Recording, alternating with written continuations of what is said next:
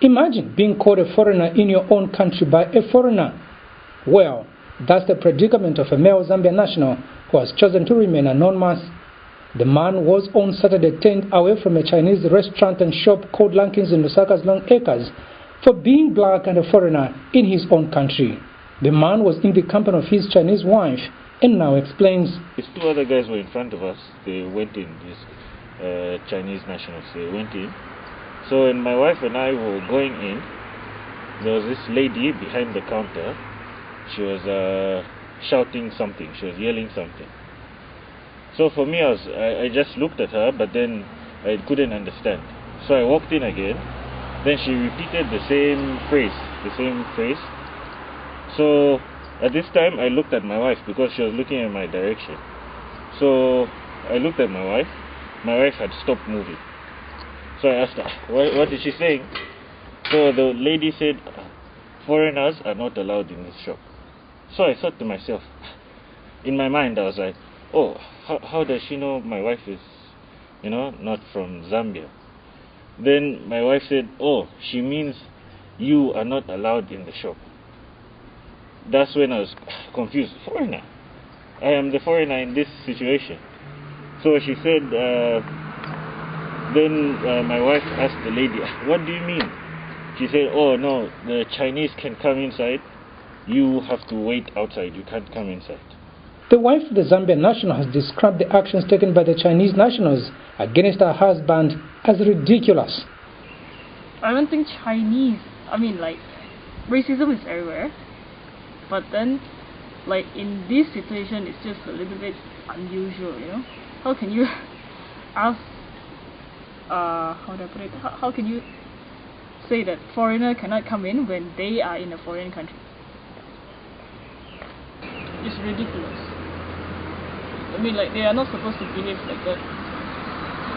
I asked the couple to accompany me to the said restaurant and shop so that I can independently verify the allegations leveled against the Chinese business firm. In the shop, there was only one female Chinese national at the counter and busy on her phone.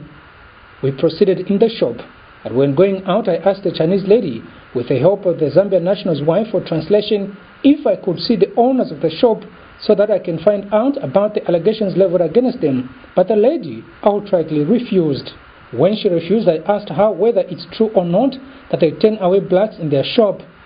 In her response, the Chinese national explained that this decision has been arrived at in view of the coronavirus, but denied turning away any black person, a contradiction.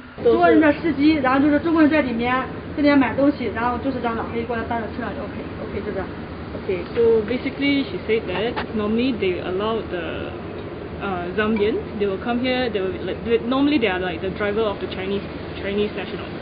So the Chinese national will come and buy stuff, the Zambian driver will be waiting outside, then they will be carrying the stock from here to the car, not to go inside.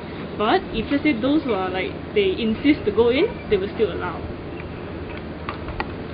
So the Zambian drivers, the black ones, they wait from here. Yes. Then the Chinese, they go inside, they buy, then they get the stuff from here. So when you came here, they thought he's also a driver for you.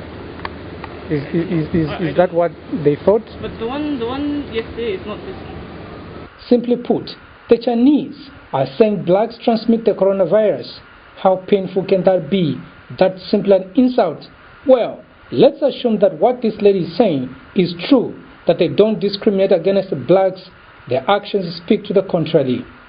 For example, everything here is written in Chinese except for phone numbers and names of Zambia and China.